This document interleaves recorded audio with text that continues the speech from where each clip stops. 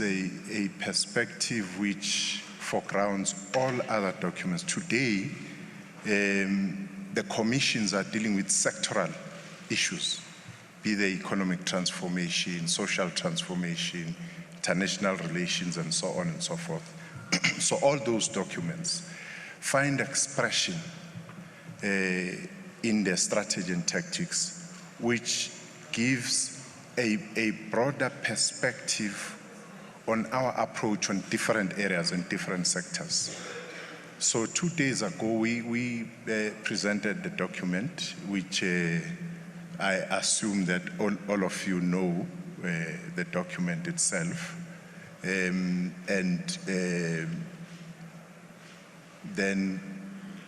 2 days later, or the following 2 days, there was discussion. Essentially,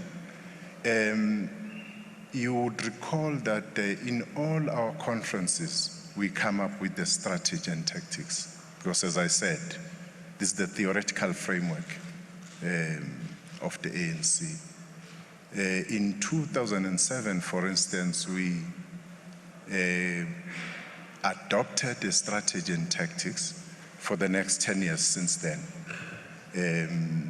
In the last conference in 2012, we added a preface on the document, because what we are saying is that in 2012, looking back from 1994, so much has happened. We ascended to political office in 1994.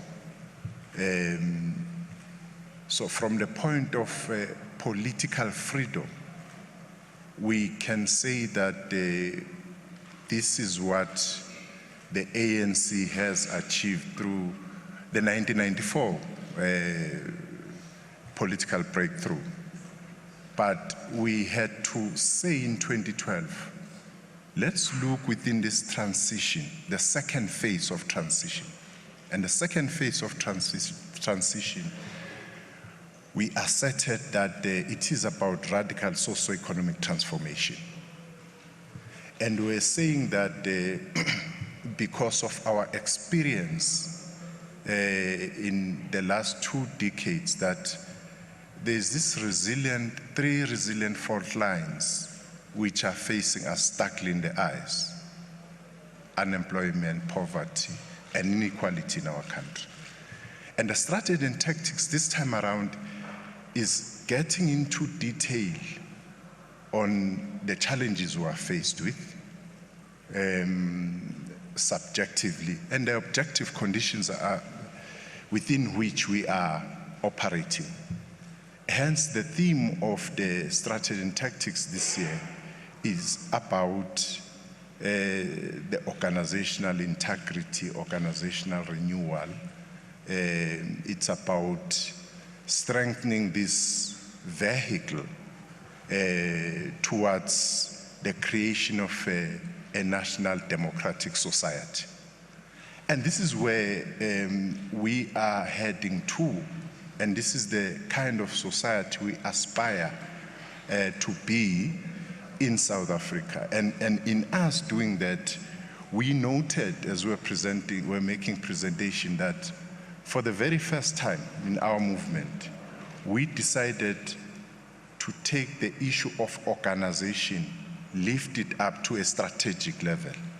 Because we say that in the process, in our own process of social transformation, we've got to make our delegates understand that we will achieve our objective, our strategic objective of creating a united, non-racial, non-sexist, democratic and prosperous society if we deal with subjective factors which hinder us as a movement to implement and execute our project of national democratic revolution.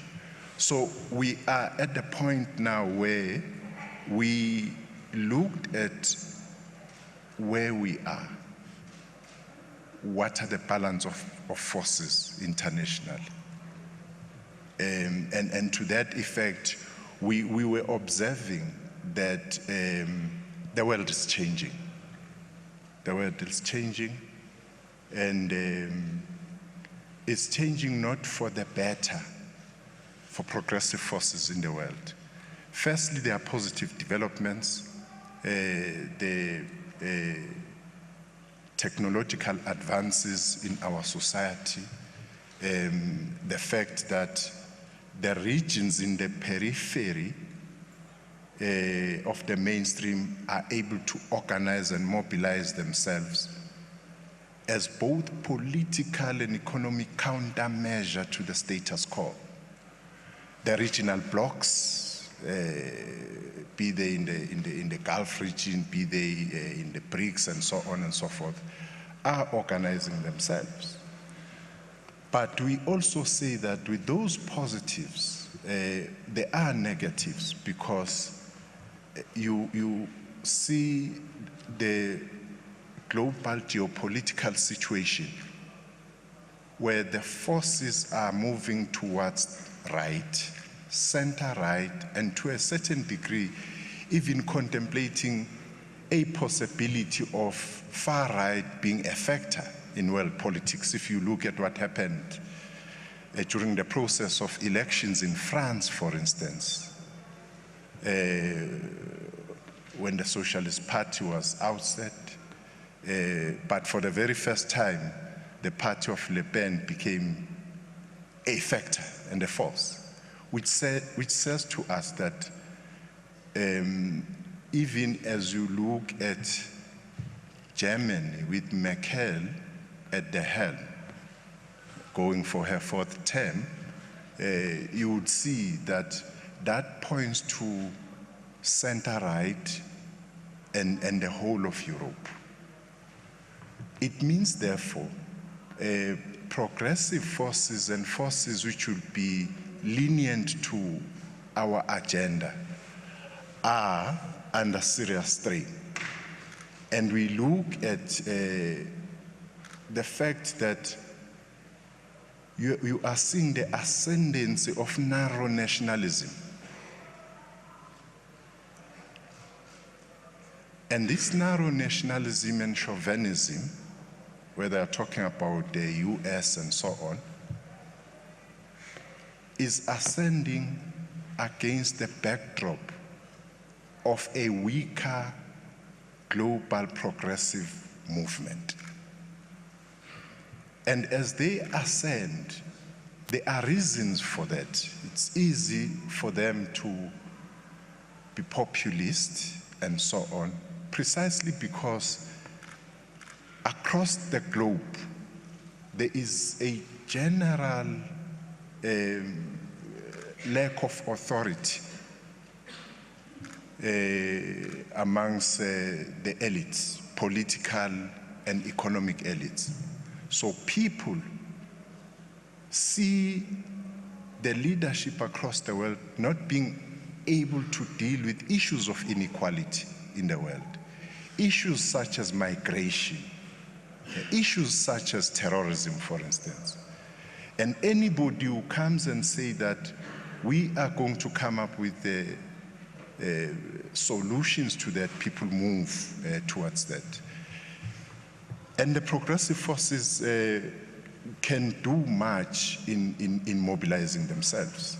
If we look, for instance, at how BRICS, or where BRICS is currently, we make a point that it wasn't going to be easy for BRICS to think that easily they would have challenged the status quo and be left alone. You look at India, what has happened in India with the Indian Congress at the helm, and persistently organization against it on the ticket of Indian Congress being corrupt until the elections, when it was outside of power. If you look at the elections in Brazil, which elected President Rousseff, but the campaign after that, which campaign was an alternative to general elections, and ending up being ousted as the president in Brazil. You look at the attempts of even contemplating military aggression against Russia, perhaps only to find that from that point of view, Russia has been ready militarily, or its posture. China has been difficult because the hyperpower which we talk about in the strategy and tactics, United States itself owes China a lot. But we are also looking into our own situation here in South Africa, that we've been a stable democracy and we continue to be. There would be a wish to circumvent the electoral process, be they the call of a vote of no confidence to the President of the Republic of South Africa and so on. All of this boils to one factor, that BRICS have never left unchecked and unchallenged, because if it was according to BRICS, all other things were going to be in place, and you were going to have BRICS as pursuing this developmental trajectory as opposed to the multilateral institutions the world over and so on. So we took this and came closer to home in our own continent, Africa, focusing delegates and cadres of the movement and steeping them on the Agenda 2063, the Africa we want, a prosperous Africa, a developmental Africa, a peaceful Africa, with all the challenges the continent has. And noting that out of 10 fastest growing economies in the world, 7 of them are found on the continent, Africa.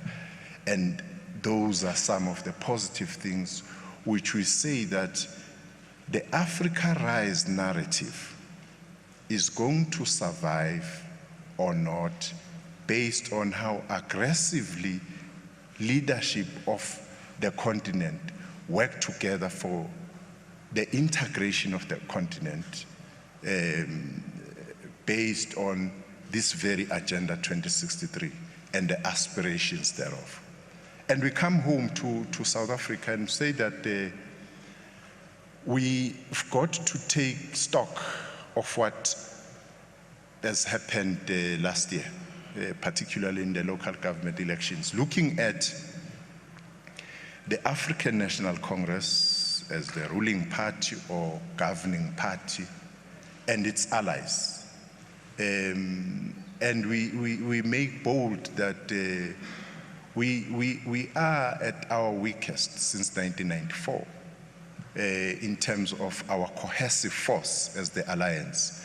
And we say that subjectively, we need to address this. We need to address it if we are to continue the project of building a national democratic society and a developmental state.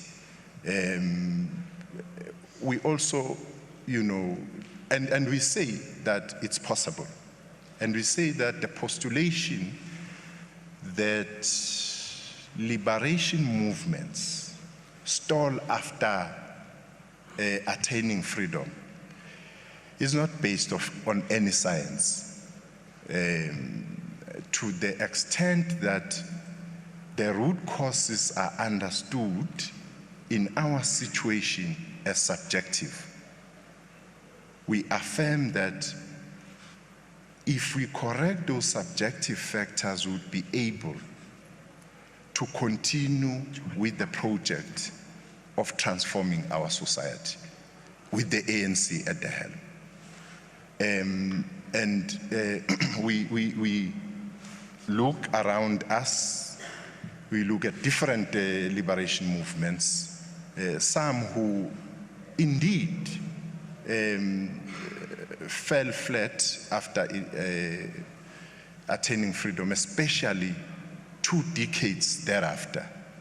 We can talk of UNIP here, our neighbors, but we also have examples where liberation movements, long after that, they still continued to lead society. We have Namibia, we have SWAPO, our neighbors here, who have been at the helm of that nation for more than decades. It doesn't mean that they didn't have challenges. At one point, SWAPO was going down in terms of support by the people of Namibia, but they were able to reclaim the lost ground, which we are saying we should as the African National Congress. And they were able to self-correct themselves as the ruling party in Namibia.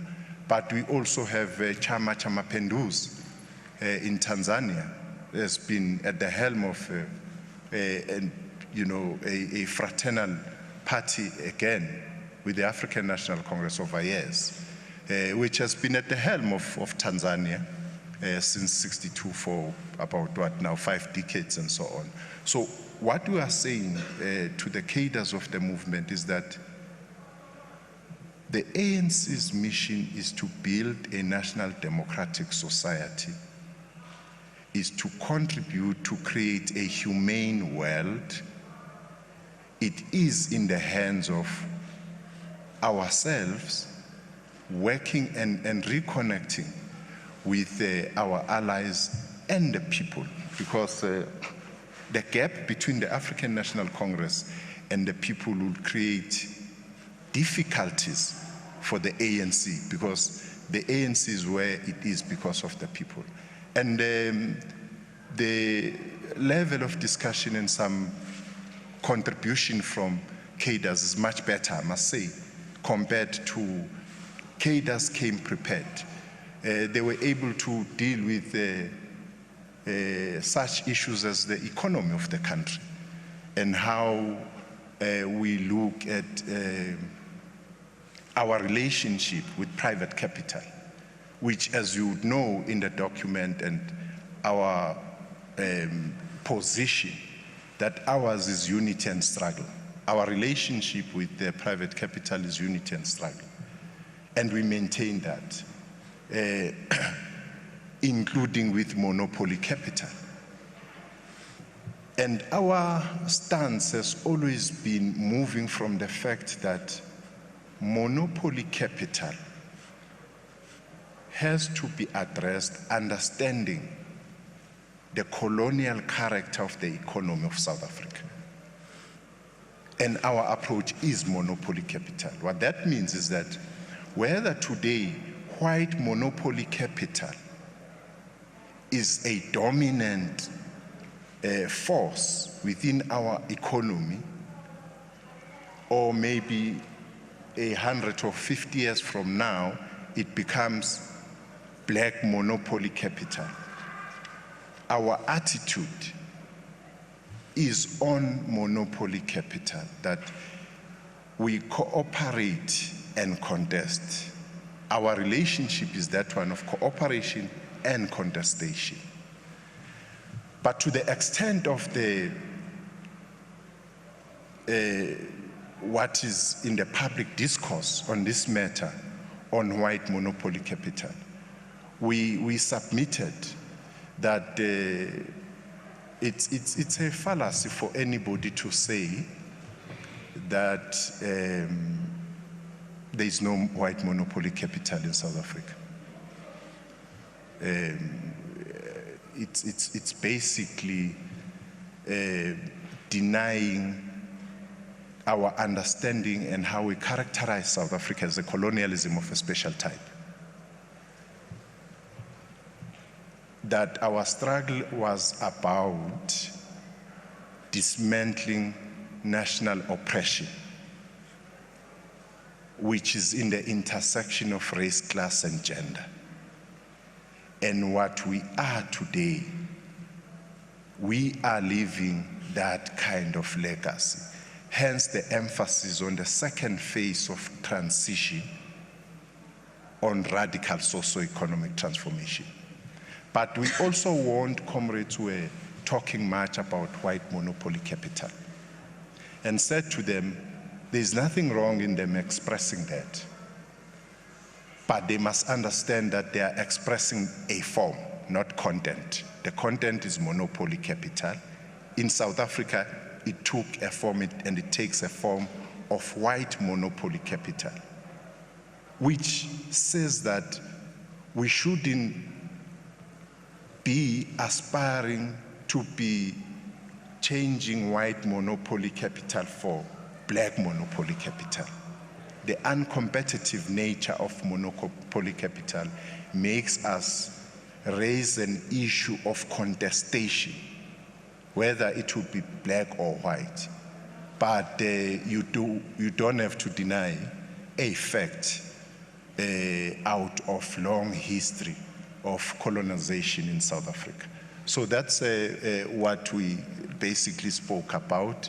And as we concluded on this matter, we emphasized the point that this vehicle, which is going to ensure that we deepen and accelerate the pace of radical socio-economic transformation, which is the African National Congress, has to clean up its act in terms of its systems.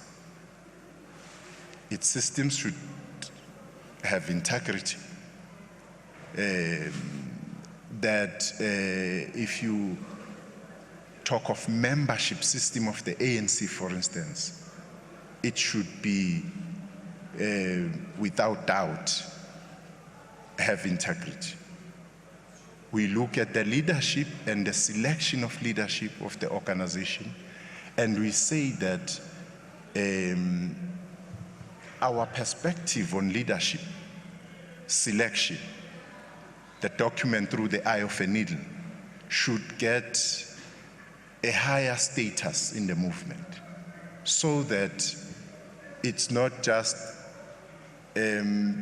referred to only when you go to conference and so on, but it's there to guide leaders or members and cadres of the movement as we move and do our day-to-day basis. And we hope that it is also in the hands of the ANC to change its fortunes for better, understanding the world we operate in, and knowing that we still have a struggle and a contribution to make to finalize the decolonization project on the continent with the last colony, the Western Sahara.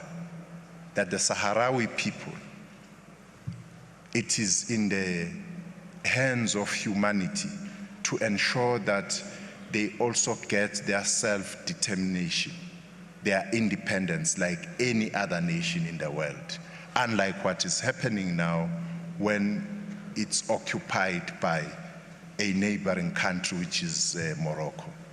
I'll end there. Thank you very much. Thanks. Thank you very much, Comrade Nathi. Ladies and gentlemen, as you ready yourselves to ask questions, let me just reiterate the reason why we have these briefings.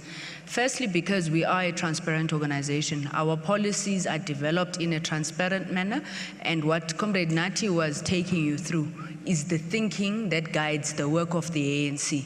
So building on the foundation, the theoretical foundation that he had outlined, we'll be able to look at the sectoral policy issues as indicated. And secondly, just to keep you busy and entertained, okay, I'm going to take, if you only have one round of questions, that's fine, but let me take the first round and see how we go. I've got one there, which is Ranjeni, number 2 at the back, number 3. Okay, I'm going to suppress you, number 4, number 5. Okay, let me give you a chance. Number 6, you'll be number 6. In that order, please, Ranjeni.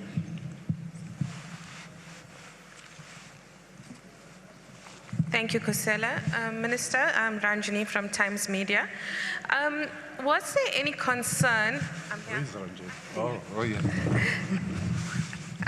Was there any concern in the discussion as yet about how a foreign family was able to come into our country and hijack the ANC and hijack its decision-making power and take over decision-making in the state?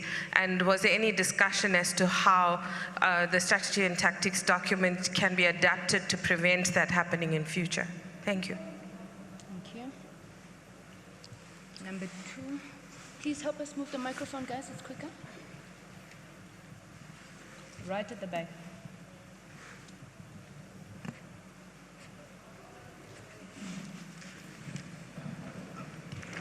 Thank you, Lester from ANC. Firstly, in terms of WMC, what particular sectors do you think this focuses on? White monopoly capital. What do you think are the industries affected by this? And secondly, in terms of BRICS. Sorry, Lester. Come again. When you mention the discussion regarding white monopoly capital, what particular industries or sectors do you think this affects the most? And secondly, when it comes to BRICS, you have the BJP, you have Russia Unite, you have the Brazilian Democratic Movement, 3 parties in government who are socially conservative in their ideology. What does that then mean for a block of emerging markets if 3/5 of those current governments in power are ideologically incongruent? Number 3. Because here's someone. Thank you. Manelis Tubasa from the SABC. Minister, you are correctly saying that your organization is at its weakest since 1994. And obviously, the causes for this are known. You yourselves have said it repeatedly: corruption, looting, incompetency, and so on. What prevents you from confronting this phenomenon? Why can't you just deal with them? Why do you organize policy conferences and workshops and all that? Why can't you deal with it? Thank you. Before here. Good day, Minister. I'm Ayanda Mdluli, the business editor of the African Times. I'd just like to get an understanding with the shift in the geopolitical situation. Are we seeing any ripple effects coming onto South Africa? And then also, what's the status on the BRICS Development Bank? Is it still viewed as a viable alternative to the Bretton Woods institution? And what's the way forward with that? Thank you. Thank you. Good. Go to number 5 there.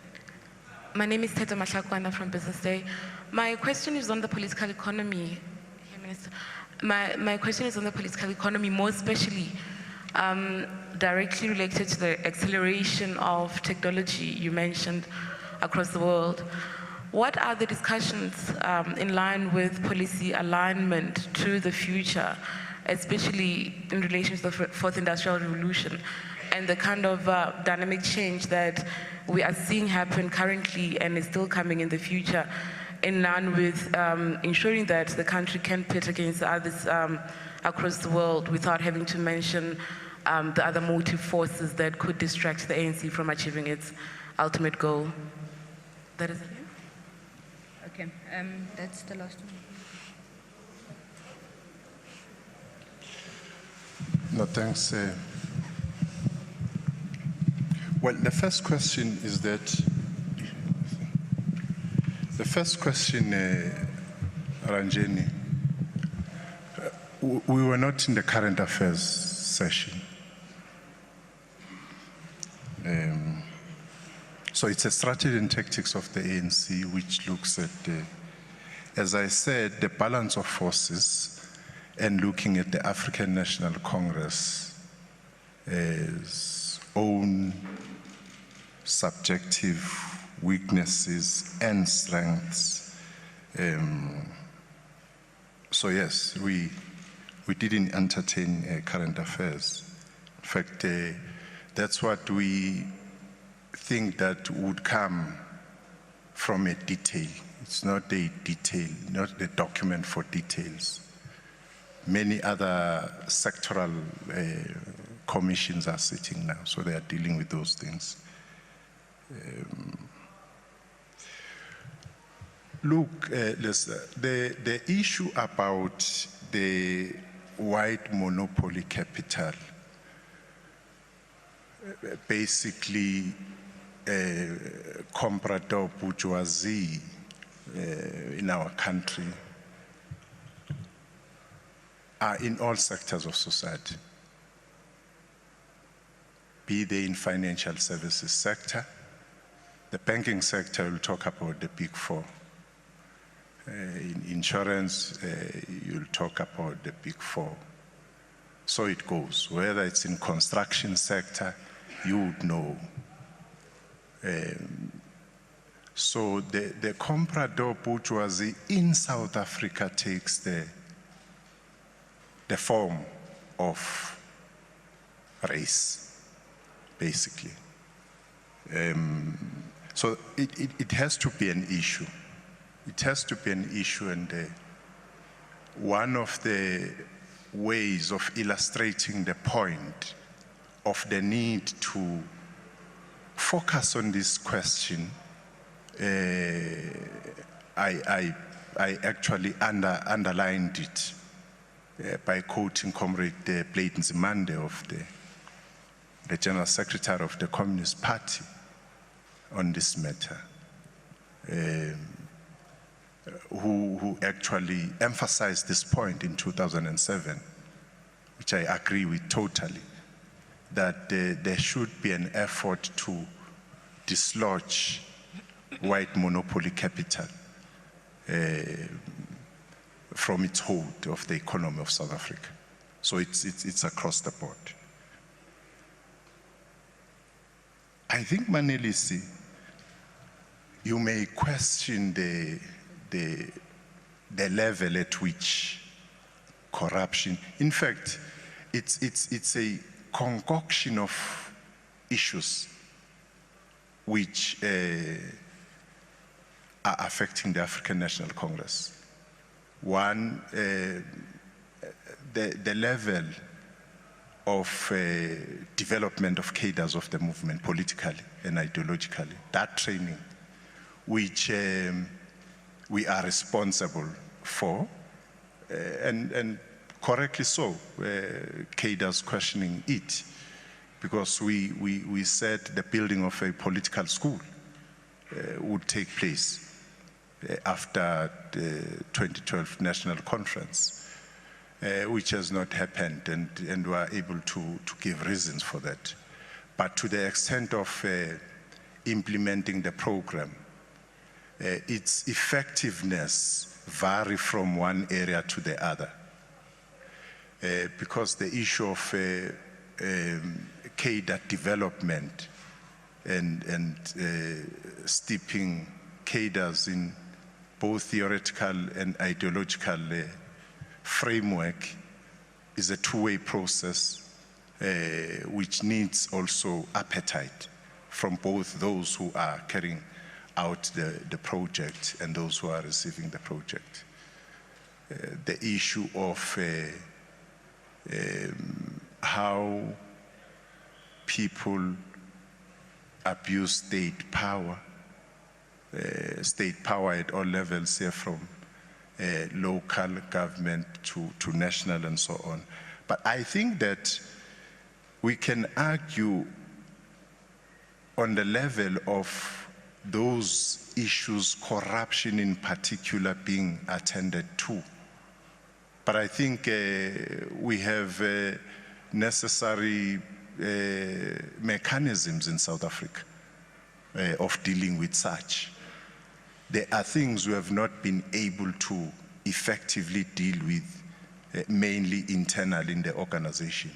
As I mentioned, that the issue of political development of cadres to be able to deal with whatever situation they are faced with and create this all-rounded cadre of the movement are some of the weaknesses which we have. So I would say that in all the structures of the organization, that is being dealt with Corruption is being fought in South Africa. There are institutions geared, established precisely for that. Perhaps if we have to give details of individuals who were found to be corrupt or doing corrupt things, some of them who are cadres and leaders of the ANC, that can be done. The question is whether that is enough or not, or we are doing enough on that, and that can be argued. But I think that we didn't create institutions to fight crime for its sake. No, I think the issue is that, the question from Ayanda, I think the issue here is that there are things which need to be done to ensure that the hope is restored to the people, especially the nations of the South and the emerging market economies in particular.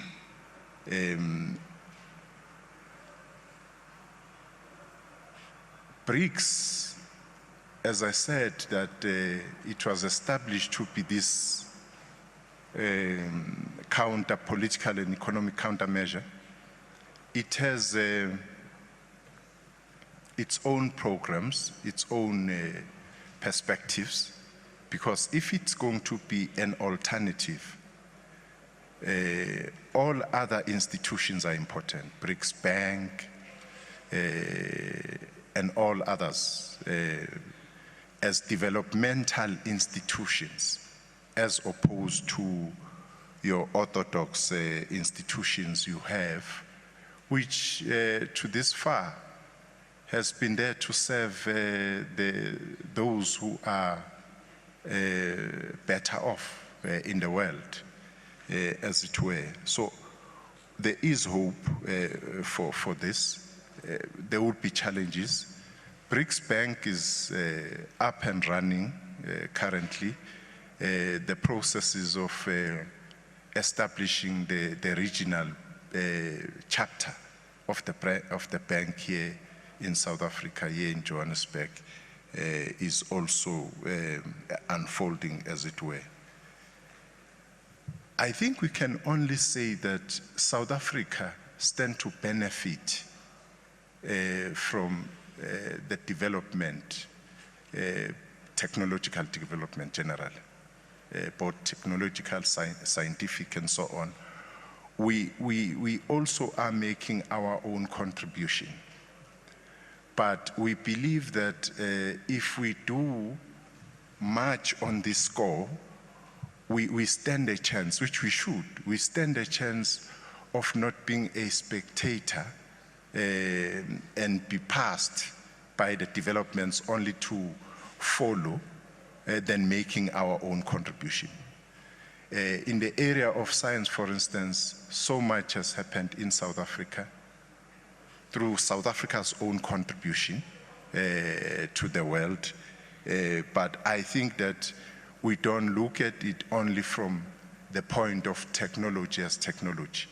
Again, it has to do with the welfare of society, including the development or contribution in the development economically of our country. We do stand a chance as South Africa, but we believe that, as you would know, that from a foundation point of view, the most emphasis has been made, even educational, that we need to strengthen our standing, particularly in such subjects as maths and science in South Africa, so that we make our own contribution here. Thanks. There was the question of the BRICS ideological incongruency. So you've got 3 members of BRICS who do not share the same ideological perspective as South Africa. Well, BRICS share a perspective. I don't know who asked the question, Lister. It means I missed that point. No, the very fact that you have BRICS, it's precisely because the countries, member countries of BRICS, do share a perspective. And a perspective which says that the multilateral institutions of the world as they stand do not necessarily serve the purpose of the emerging, the developing nations of emerging markets economies. They do not share that. So therefore, if you hear, for instance, Africa raising an issue of UN, for instance, the Security Council of UN, the representation and all those things, if you look at most of the countries are not at the center of decisions within the multilateral institutions, they become appendages of such.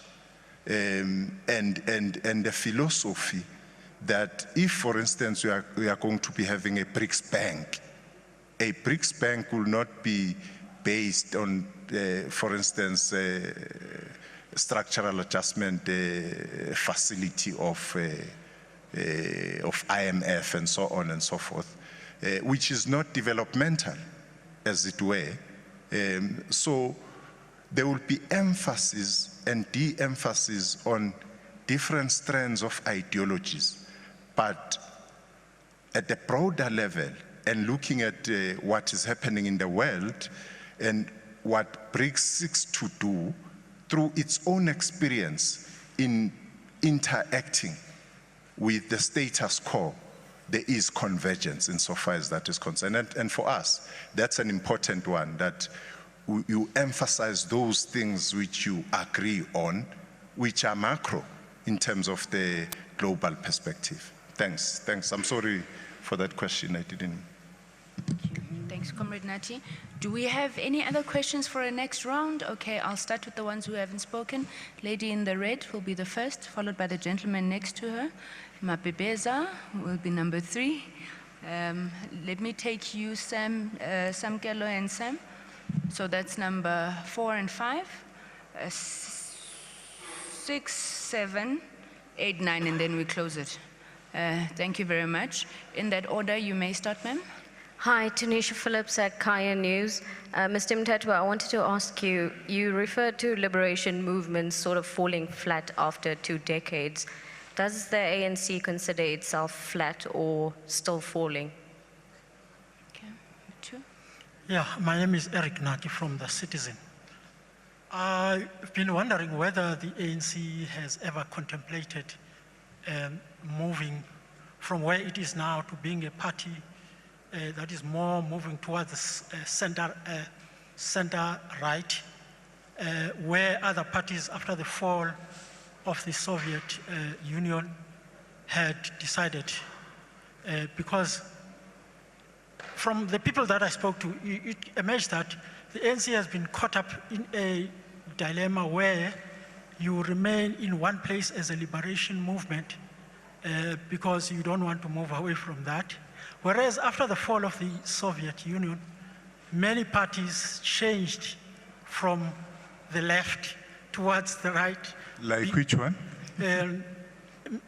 I'm not sure about the exact, but I know that in countries in the former Eastern Bloc, they did not remain, after the fall of the Soviet Union, they did not remain as leftist party, but more as socialist democrats. Has the ANC ever contemplated that? And the second question is, you mentioned the challenges that were facing BRICS, like the political problems in India and Brazil. I've been wondering as well whether you think who is actually behind this. I know you mentioned problems that are in the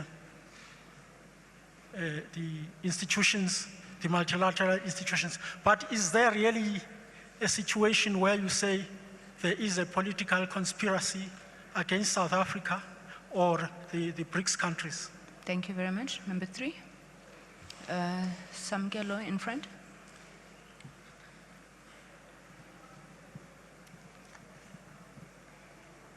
Samkelo Masego from Jacaranda FM News. Thank you for the opportunity. My question would be, have you as the ANC reached a point of stagnation where, looking also at your diagnostic reports by the Secretary General, he cites that your branches, where I would assume that's where your proposals come from, is basically ideologically bankrupt, which is cited in the SG's report, which was presented here. Have you as the ANC reached a point of stagnation in achieving the national democratic revolution? And what clear plans and tactics do you have in curbing the stagnation that you are falling in the route of other liberation movements? Thank you. Thank you. Sam?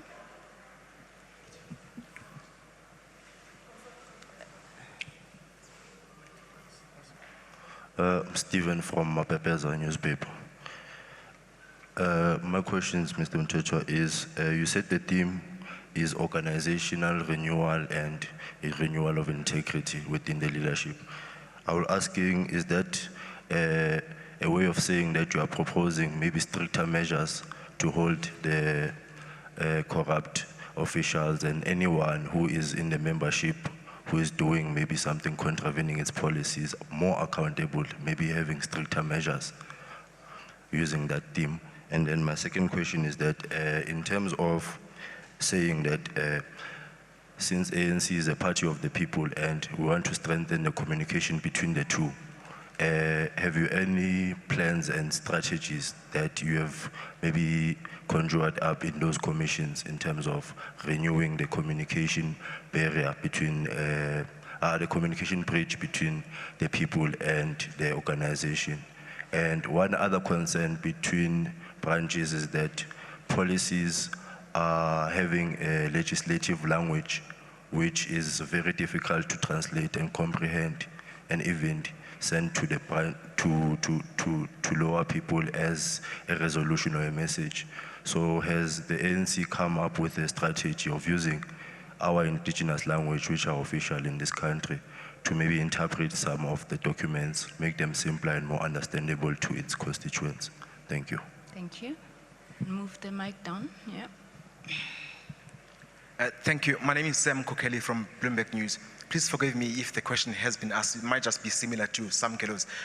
Mr. Mthethwa, you mentioned a number of examples of liberation movements as struggling and the strengths of various. You mentioned SWAPO and Chama Chama Pinduzi and the Indian Congress. I'm just wondering if you've looked closely at what happened with the Indian Congress, because the problems are quite similar to what you guys are talking about now.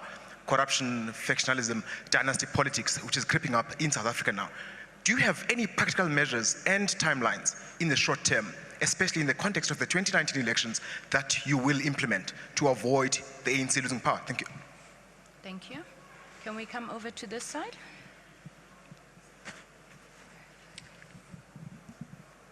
Number 6 was gentleman in the blue jacket. Turkmen Terzi from Turkish Active News. Mr. Mthethwa, you mentioned about Sahara and Gulf region politics. Especially after the collapse of Gaddafi regime, North Africa faced security problems. Mali and Somalia for long term, and Nigeria, some part of Nigeria. Do you see any external security risk towards South Africa? And are you closely watching spying activities of foreign countries in South Africa? Thank you. Thank you. Yes, Mr. Mthethwa. Good morning, Minister. My name is Dumila Mateza from the SABC. I've got 2 questions. One of the questions, I read through all these papers that were submitted. I haven't come across the word coalition.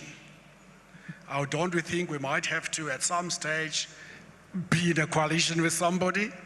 My other question is, if we are fighting for the liberation of the Sahrawi, are we doing the same with Tibet? Thank you. Thank you. Number 8. Good afternoon, Aldrin Simpier from SABC TV News. Is it fair to say that after this conference that the ANC and its cadres will be speaking of monopoly capital and not white monopoly capital? And the second question is in terms of economic transformation and white monopoly capital. Was there a sentiment at all from the delegates that in actual fact government is culpable in institutionalizing white monopoly capital through the PIC? We have a ShopRite CEO who received 50 million rand and the PIC is a shareholder in ShopRite. You have the current battle at Group 5 and the PIC is a major shareholder in that company as well. And the final question is on the integrity of the ANC. Was there view at all that ANC members who face criminal charges should not be standing for leadership roles? Thanks. Thank you. I had one final question. Behind you? Who's behind you? Yeah. Jan de Lange from Report newspaper. The General Secretary's diagnostic report says that, and I think this has been going around, been heard, but I think it's the first time it's officially acknowledged, that prior to the August elections, the ANC's own survey showed that more than 50% of the population is not happy with the direction the ANC is taking the country. I'm not aware of anything that happened since the election that would change that. That means that if that translates into votes, that in July 2019, you are going to sit around a table and trying to force and agree with other political parties on a coalition. Now, wouldn't it be prudent for the ANC, if that's the case, if you see the writing on the wall, to use this conference to plan in terms of policy, what you can do after July 2019 and what not, what is supposed to be given and what is to be fought for? Can you expand on that? Okay. Let me thank you very much for those incisive questions. I actually wish some of you were in the commissions yourselves, raising very critical issues. I just want to make the point that, remember, we are going to get into the sectoral discussion. So issues around the fourth industrial revolution, but the issues around community media, some of the economic questions, we will have detailed briefings. Tomorrow is going to be a busy day on those issues. So while Comrade Nathi may not dwell much on them, please rest assured that we're coming back to them. Thanks. Thanks, Kusela, and thanks for the questions. No, on the first question, we are actually saying, the name is Tilish, we are actually saying that here is the objective reality which we are faced with as African National Congress. And we say to members of the organization that if we do not confront the kind of things which we are faced with, we run a danger, or will face a danger as the African National Congress. As you know, that 23 years on, the ANC is not flat. It's a warning which we are making to our members that those who trotted this path before us, be it Nicaragua, for instance, there were things which kept on coming, both internal and external. Because in most cases you have your own internal problems which gets exacerbated by external forces for their own ends. The project of regime change will always be with us, whether subtle or in very visible ways. what becomes important is that internally you should know what your weaknesses are and strengthen them. And we believe that as we get into the details on the actual program of action, would be able to turn around the situation. I was interested with that question that after the fall of Soviet Union, after Mikhail Gorbachev, forces of the left changed and became right. I wanted to know that force. I can't recall of any in the world. But just to restate, the ANC is a disciplined force of the left. It chose sides for a very practical reasons of our own experience in South Africa. It chose to side and to take an anti-colonial, anti-imperialist stance, because as South Africa we became a victim of such, and will not change that stance.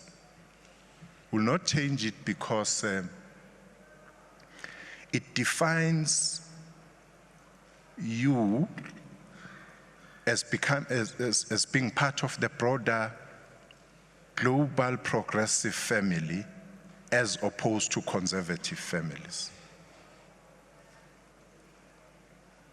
So we're correct on that. We chose this side and will continue on that with all strands within the African National Congress as a broad church, ideologically having people who believe in socialism, who are members of the ANC. We have a capitalist in the ANC, we have a nationalist and so on. All of these people were united and are united under the project of national democratic revolution, which is about defeating racial oppression in South Africa. And indeed, it was defeated in 1994. That's why we're emphasizing that it's an old-held perspective in the ANC that political freedom alone is hollow. You would need economic freedom. If you look at the body of work and literature in the ANC, will point you to that fact. Hence, we're emphasizing that we have reached that point at focusing, because remember what we are saying in the strategy and tactics is that in 1994, strategically we captured the beachhead. Not the entire army, it's the beachhead which we captured in 1994. Going forward, we need to capture the entire army, as it were. In that sense, the emphasis on radical socio-economic transformation. Well, I did say that it wasn't going to be easy for BRICS to, grow on its own without being attended to by the status quo, the dominant forces in the world. There are people who would support the growing of BRICS from different regions of where BRICS member countries come from. But they are not going to get, they are not going to be loved by everybody. It's politics. They are not going to be loved by everybody. And if there is no way of changing a regime peacefully, we have seen that the status quo would even use military means. to get to that. If you look at Libya, what is happening, and there is an important piece of work by John Perkins on the economic hitman. It's a very interesting piece, which actually outlines the interest of dominant forces in the world, in the West in particular, US leading that.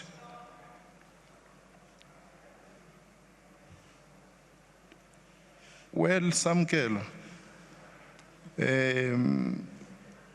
your question is contradictory. You talk of ideologically bankrupt assessment by Comrade Gwede Mantashe, the Secretary General, and you talk stagnation. If the assessment is that there is a level of political bankruptcy in the organization, it means there is an opportunity to deal with that bankruptcy through deepening ideological and theoretical training. And by the way, it's not a general point in the diagnostic report, because as I said earlier on, in some, it's from one area to the other. You'll have regions and provinces which are much more steeped theoretically and practically in the perspective and ideology of the African National Congress, whilst others are falling behind. So there is that reality which is there, and we'll continue to do our work. As I'm saying that from 2012 conference, the process of training cadres of the movement has been continuing, and it will continue even after this policy conference and after the national conference. Just last week we launched a political school online, and the ANC political school online is precisely what we have been training our cadres on in terms of the curriculum there and the syllabus of that online. So yes, to the extent that we detect bankruptcy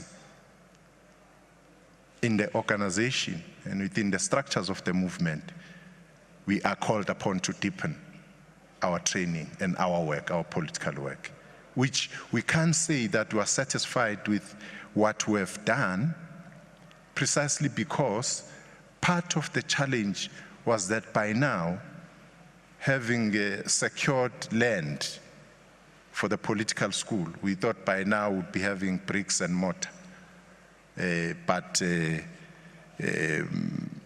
capacity, resource-wise, have not given us that to have it. But it's still a very important matter for us because it's life and death.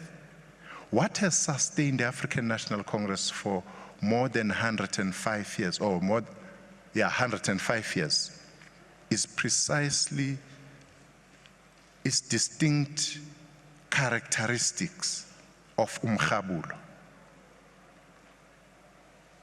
That whether you were in exile or at Robben Island or internally, one thing, political education has been the lifeblood of the African National Congress. And once we run thin there, we will be like any other party which will survive sometimes because of objective conditions. As I said, that part of the reason why you see the ascendancy on narrow nationalism, particularly, and populism, is precisely because of the fact that there are very fundamental questions which leadership the world over has not been able to answer. Issues of unemployment, as I said, terrorism and so on, recently migration and all those things. So we don't have a choice as African National Congress, because there is no ANC without political education. The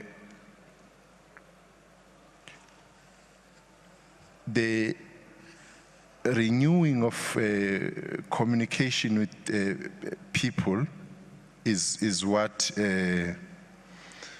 is going to be key, because we say in order for us to reclaim lost ground, we need to strengthen our interaction and our communication with the members of the ANC, the branches of the ANC, and the society at large. Branches of the ANC here, from the understanding that they are the agents for change in society. So if we strengthen and build them, they are going to be able to assist in what the ANC has to do. The issue of language and documents, who would wish for that?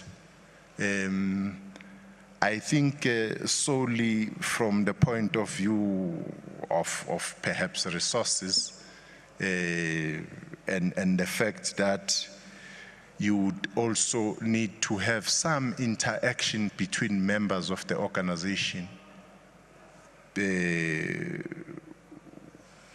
That's why you don't have all or documents in all other languages, as it were. And we believe that we need to strengthen our organizational integrity, precisely because both human and otherwise within the movement has got to be strengthened on this level. Because from the point of view of leaders and members of the organization, if we do not raise this matter and focus on it, we would lose the essence of what the ANC has always been about. Sorry, ladies and gentlemen, I'm so sorry to interrupt. There's a car that's blocking somebody who's been trying to go out for the last 30 minutes. It's a black BMW VMM 272. Please, won't you move it? Thanks. Thank you. Well, the practical steps is a very important point asked by Sam. And these practical points talk to the detail, which will include current affairs, actually. We will come out of the process of the sectoral discussions and engagement, because there we've got to go beyond our strategic focus and get into the nitty-gritties of the workings of the organization and say, on this matter, how do we deal with practically? If you have raised an issue in the diagnostic report, for instance, that there's an issue about gatekeeping, what is it that you want to do practically to deal with gatekeeping and so on? So it is going to, practical steps are important and would be coming out of this.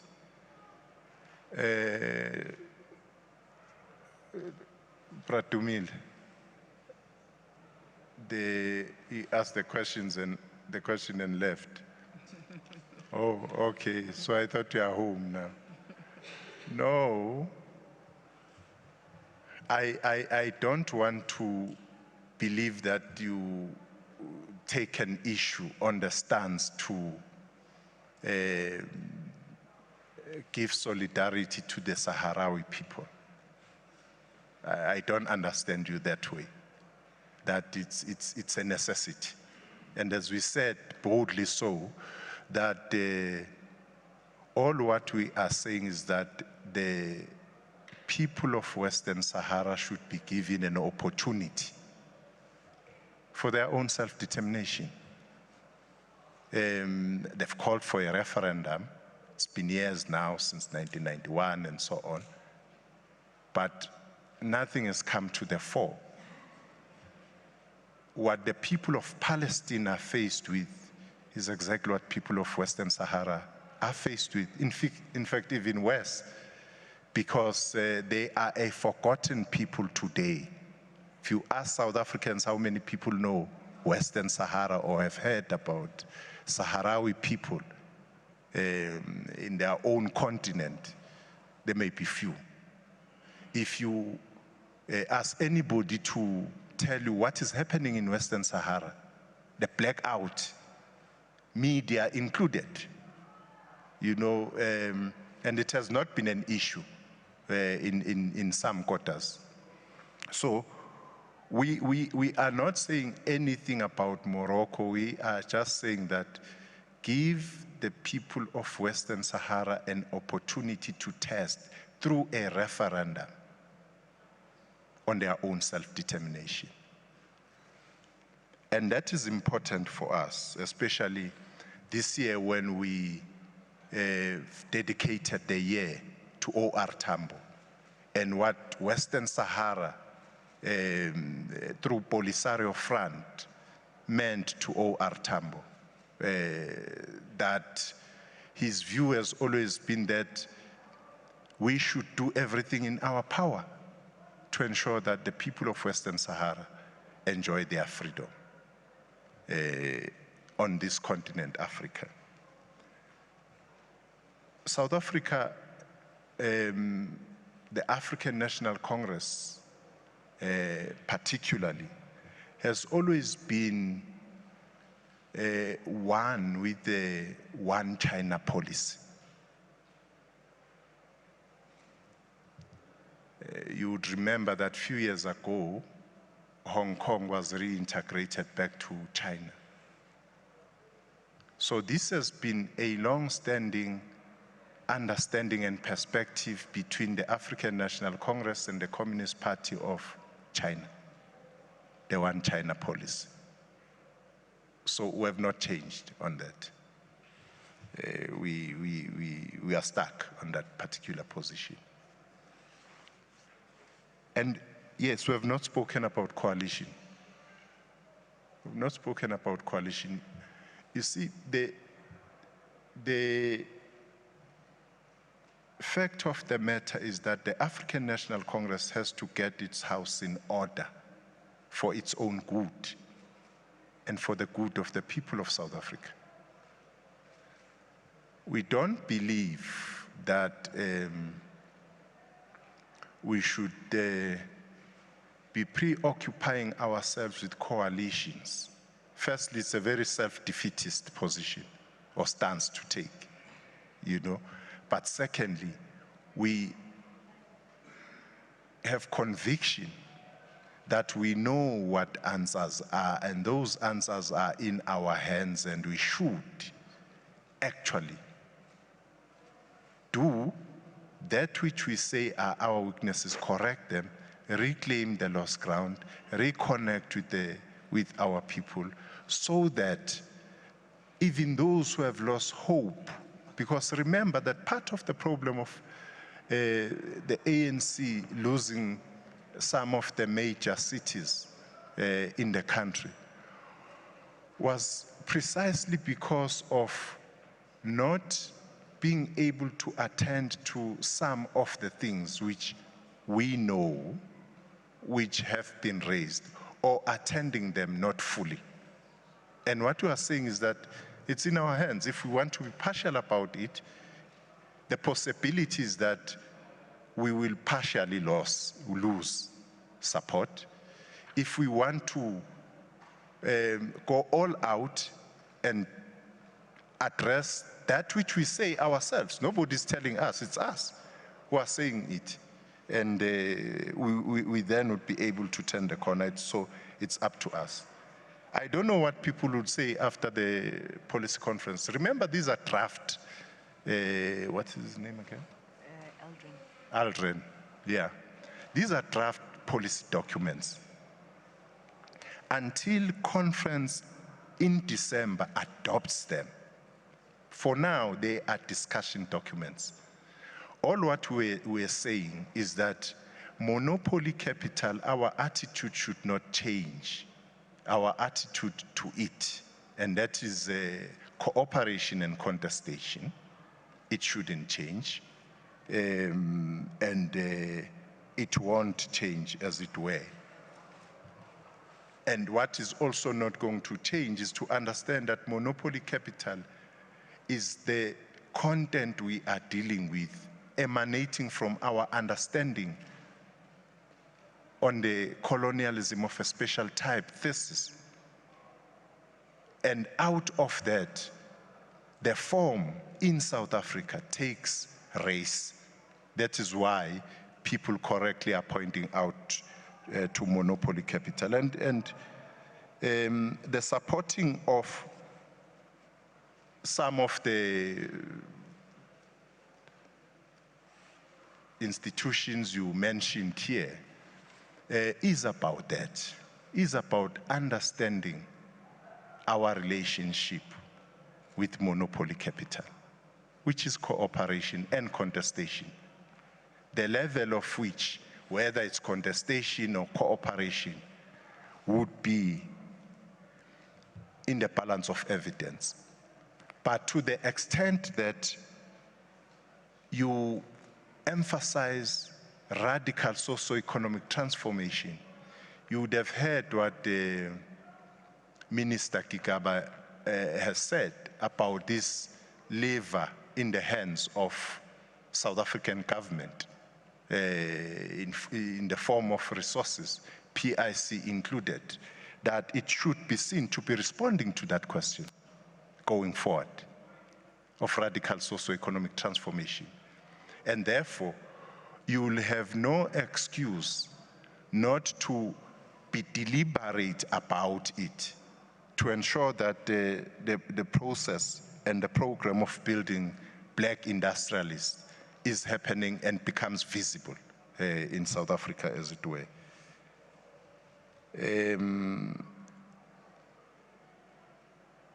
Yes, the research did raise issues, and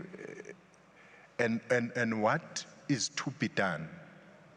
And I think the level whether would be able to change fortunes for the African National Congress would be more on the outcome both of the policy conference as a continuation, because as I said, whatever we're going to come up with here will form part of the continuation. Remember that just before the national conference in December, you are going to have what you had now, which is provincial general council, consolidating positions. So what is going to come out of here will give an indication on the kind of direction we want to take as the African National Congress as we approach the national conference in December. And to that extent, I think it would be important that we interact with the product out of this, even after this very conference itself. Thank you very much. Thanks. Thank you very much, ladies and gentlemen. That concludes this briefing. There will be no more briefings today. We're going to have a long day tomorrow. So as soon as the commission start reporting back to plenary, when they conclude, they will come back now and give us the final recommendations coming from commissions. I'm sure we won't repeat strategy and tactics and organizational renewal, but you'll be informed of all other commissions. Thank you very much.